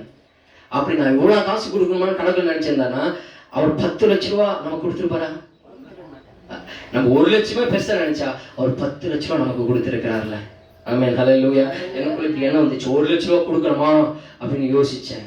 ஆனா திரும்ப இது கர்த்தர் தானே கொடுத்தாரு, இந்த 10 லட்ச ரூபா கர்த்தர் கொடுக்காம இருந்திருந்தா இன்னைக்கு அந்த 10 லட்ச ரூபா எனக்கு கிடைச்சிருக்குமா? ஒரு ஆமென் ஹல்லேலூயா. அது அப்படியே ஜெபம் பண்ணிட்டு அந்த 1 லட்ச ரூபா எடுத்துன்னு போயிட்டு ஆண்டவருக்கு கொடுத்தேன். ஒரு ஆமென் ஹல்லேலூயா. கர்த்தர் அப்படிதான் படிப்படியா உயர்த்திட்டு வந்தார். என்னோட வாழ்க்கையில அடித்தளத்திலிருந்து கர்த்தர் கொஞ்சம் கொஞ்சம் உயர்த்தத்துக்கு வர காரணம், என்றைக்கு இயேசு ஏற்றுக்கொண்டனோ அந்த நாள் முதற்கொண்டு, கிட்டத்தட்ட 2006 ஏற்றுக்கொண்ட நாள் முதற்கொண்டு இந்த நாள் வரைக்கும் கர்த்தருக்குரிய தசம பாகத்தை கர்த்தருக்கு சரியாக எடுத்து வைத்திருவேன். ஆமென் ஹல்லேலூயா. ஒரு 10 ரூபா ஏதாவது ஒரு பேக்கெட் மணி எனக்கு கிடைச்சாலும் அது 1 ரூபா எடுத்து கர்த்தருக்கு வச்சிருவேன். படிக்கிற காலத்துல சொல்றேன், காலேஜ் படிக்கும் போது யாராவது ஒரு 10 ரூபா பேக்கெட் மணி எனக்கு கிடைச்சதுன்னா அது 1 ரூபா கர்த்தருக்கு என்று எடுத்து வச்சுட்டு அன்னைக்குலேருந்து இன்னை வரைக்கும் உண்மையாய் உத்தமமாய் அந்த விஷயத்துல கர்த்தருக்கு என்று நாம் கொடுக்கும் போது கர்த்தர் படிப்படியாக ஆசீர்வதித்து கொண்டு வருகிறார். ஆமென் ஹல்லேலூயா. புரியுதா? இந்த தசம பாகம் நான் கர்த்தருக்கு கொடுக்க தான் கர்த்தர் இன்னும் படிப்படியாக ஆசீர்வதித்து வராரு. ஆமென் ஹல்லேலூயா. இதை நான் மனுஷனுக்காக கொடுக்கல, இல்லை வேற யாருக்காக கொடுக்கல, என் ஆண்டவருக்கு கொடுக்கிறேன். என் ஆண்டவர் எனக்கு கொடுத்தார், அதனால் அவர் நான் கணக்கு பண்றேன். நான் கொடுக்கும் பொழுதுதான் ஆண்டவர் பொக்கிஷசாலையாக வானத்தை திறந்து கொண்டே இருந்தார். ஆமென் ஹல்லேலூயா. நீங்கள் அந்த தீர்மானத்தை எடுங்க. நீங்க தசமபாகத்தை எனக்கு கொடுத்தணும், நான் பெரிய ஆள் ஆகணும்னாலாம் இந்த எண்ணெல்லாம் கிடையாது. ஒரு ஆமென் ஹல்லேலூயா. நீங்க சபையில போற அந்த காணிக்கை கூட நாங்க எடுக்கிறது இல்லை. ஒரு ஆமென் ஹல்லேலூயா. நீங்க வாரம் போடுறீங்களா காணிக்கை, அந்த காணிக்கை கூட 1 ரூபா கூட நாங்க எடுக்கிறது இல்லை. அதை அப்படியே கணக்கு எழுதி வச்சிருக்கோம். அதை சர்ச்சுக்கோ இல்லை வேற ஏதாவது காரியத்திற்கோ பயன்படுத்த வேண்டும் என்றுதான். ஏன்னா இவ்வளவு லட்சங்களில் போட்டு சபையை கட்டுறோன்னா அந்த காணிக்கை ஒரு பெரிய விஷயமா இல்லை, அதை எடுத்து நாங்க செலவு பண்றதுக்கு. ஆமென் ஹல்லேலூயா. ஒவ்வொன்றையும் கணக்கு எழுதி வச்சிருக்கிறோம். இன்றைக்கு சபை தொடங்கி முதற்கொண்டு இன்றைய வரைக்கும் இதிலிருந்து 1 ரூபாய் கூட நாங்க காணிக்கை எடுத்து எங்களோட சொந்த செலவுக்காக அதை நாங்கள் செலவு செய்யவில்லை. ஆமென் ஹல்லேலூயா. கர்த்தருடைய ஆலயத்திற்கு கட்டுமான பணிகளுக்கோ இல்லை வேற ஊழியங்களுக்கோ அதை பயன்படுத்த தான் அதை நாங்கள் வைத்திருக்கிறோம். நாங்களும் கர்த்தருக்கு தான் அதை கொடுத்துட்டு இருக்கிறோம். ஒரு ஆமென் ஹல்லேலூயா. அதனால உங்களுடைய காணிக்கைக்காக அதை நான் சொல்லவில்லை, நீங்கள் ஆசீர்வதிக்கப்பட வேண்டும் என்பதற்காக. கிட்டத்தட்ட நம்ம இங்கே சபை தொடங்கி 1.5 வருஷம் கிட்ட ஆக போது முதல் முறையாக இந்த பிரசங்கத்தை நான் உங்களுக்கு செய்கிறேன். இதோடைக்கு இந்த சத்தத்தை நீங்க கேட்டிருக்க மாட்டீங்க. கரெக்டா? ஆமென் ஹல்லேலூயா. தசமபாகம் என்று என்னைக்காவது இங்க நான் பிரசங்கம் பண்ணியிருப்பேனா? இல்லை. ஆனா இன்னைக்கு கர்த்தர் என்னோட கூட நைட்டு பேசினாரு. இதை உங்களுக்கு சொல்ல வேண்டும், சொல்லிட்டேன். செய்யறது செய்யாத உங்களுடைய விருப்பம். ஆமென் ஹல்லேலூயா. சொல்லுங்க ஹல்லேலூயா. உங்களை நான் கட்டாயப்படுத்தி துன்புறுத்தின ஒருவேளை இந்த கடன் பிரச்சனை மீண்டு வர வேண்டும், இன்னும் நீங்க செல்வத்தில் ஆசீர்வாதமாக ஐஸ்வர்யமான வாழ வேண்டும் என்றால் நீங்கள் இதில் உண்மை உத்தமமாய் நீங்கள் நடக்கும் பொழுது கர்த்தர் உங்கள் வானத்தின் மதகுகளை திறப்பார். ஆண்டவர் தான் சொன்னாரு. அந்த வசனத்தை படிச்சுட்டு ஜெபம் பண்ணலாம். என் ஆலயத்தில் ஆகாரம் உண்டாயிருக்கும்படி தசம பாகங்களை எல்லாம் பண்டசாலைக்கு கொண்டு வாருங்கள், சர்ச்சைக்கு தசம பாகங்களை கொண்டு வாருங்கள், அப்பொழுது நான் வானத்தின் பலகணிகளை திறந்து. ஒரு ஆமென். எப்ப திறப்பாரு சொல்லியிருக்காரு? திரும்ப படிக்க நல்லா கவனிக்கணும். என் ஆலயத்தில் ஆகாரம் உண்டாயிருக்கும்படி தசம பாகங்கள் எல்லாம் பண்டசாலைக்கு கொண்டு வாருங்கள், சபைக்கு ஆலயத்திற்கு கொண்டு வாங்க. நீங்கள் கொண்டு வரும்போது அப்பொழுது நான் வானத்தின் பலகணிகளை திறப்பேன். நீங்க தசம பாகங்களை கொண்டு வரும்போது வானத்தின் பலகணிகளை திறந்து இடம் கொள்ளாமல் போகும் மட்டும் உங்கள் மேல் ஆசீர்வாதத்தை வர்ஷிக்க மாட்டேனோ என்று அதனால் என்னை சோதித்து பாருங்கள். ஆமென்.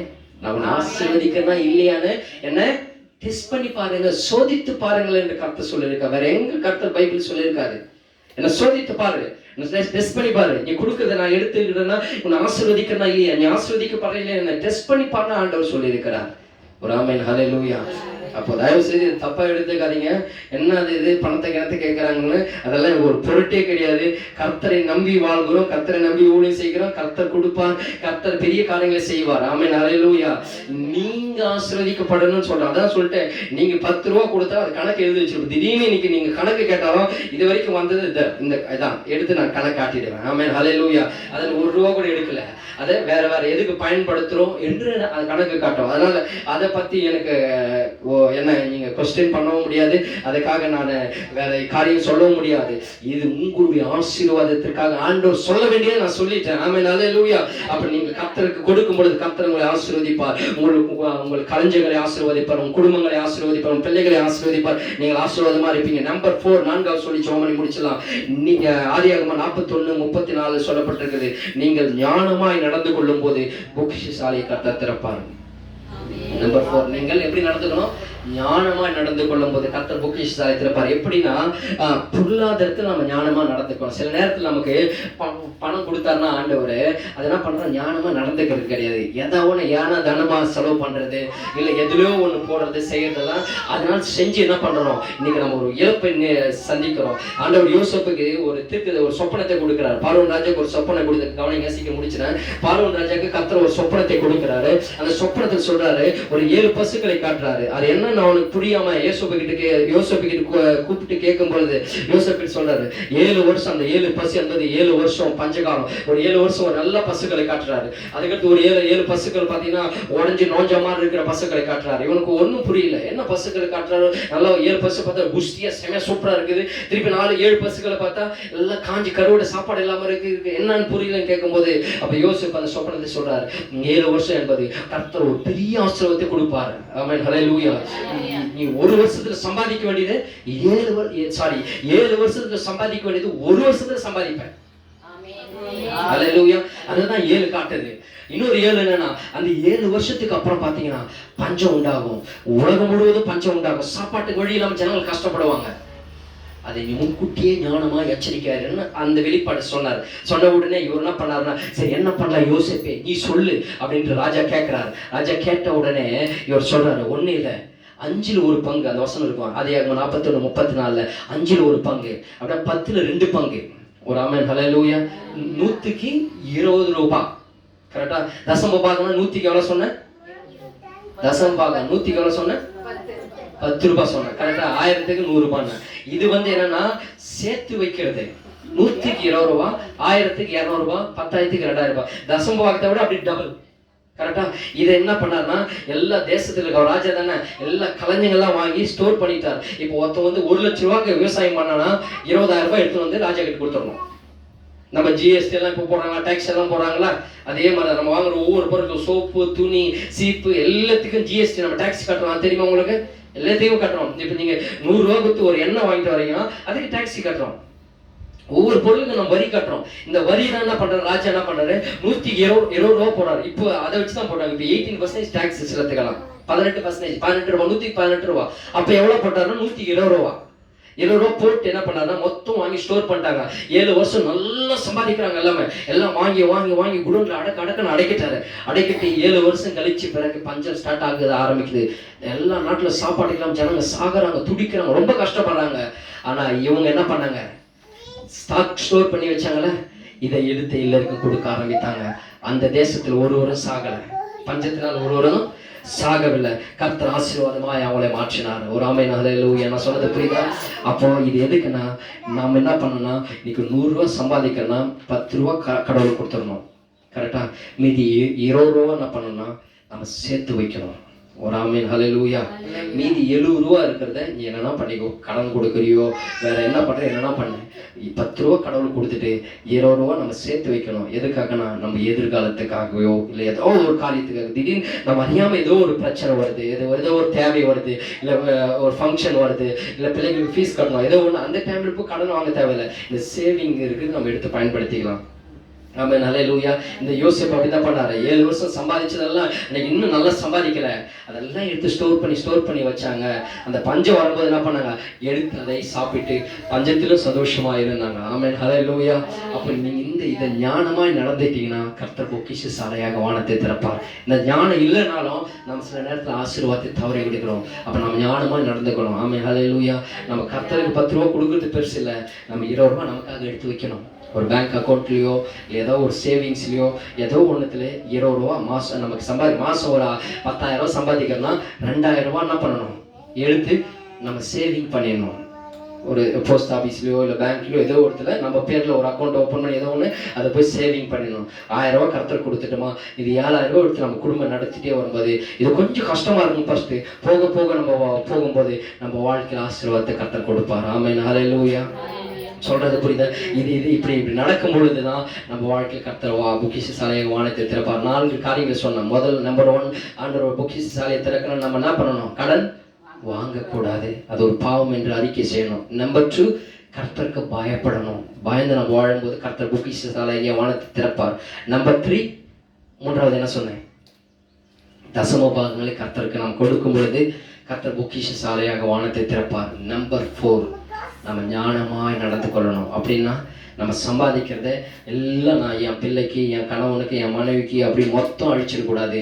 ஒரு 20%, 20 ரூபா, 120 ரூபா எடுத்து நம்ம எதிர்காலத்துக்காக நம்ம சேர்த்து வைக்கணும். ஆமென். அதை பின்னாடி எது வேணாலும் யூஸ் பண்ணிக்கலாம். அது சேர்த்துக்கொள்ள நம்ம கற்றுக்கொள்ளும் போது தான் ஆண்டவர் நமக்கு கொடுத்துட்டு, ஓ என் பிள்ளை கரெக்டாக ஞானமாக இருக்கிறா, ஆமென், அல்லேலூயா, அப்போ அவகிட்ட நான் கொடுக்கலாம் ஆசீர்வாதத்தைன்னு கர்த்தர் கொடுப்பார். அது நம்ம அநேகருக்கு சாட்சியாகி மாற்றம். எழுந்திருக்கலாம், ஜெபம் பண்ணி முடிக்கலாம், நேரமாயிட்டு.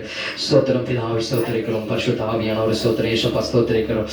அப்பா ஸ்தோத்திரம், துதிக்கிறோம் அப்பா. இந்த தகப்பனே கர்த்தர் தாமே இந்த நேரத்தில் ஆண்டவரே உங்களுடைய சமூகத்தில் வருகிறோம். இரக்கமும் நிறைந்த ஒரு மகத்துவம் நிறைந்த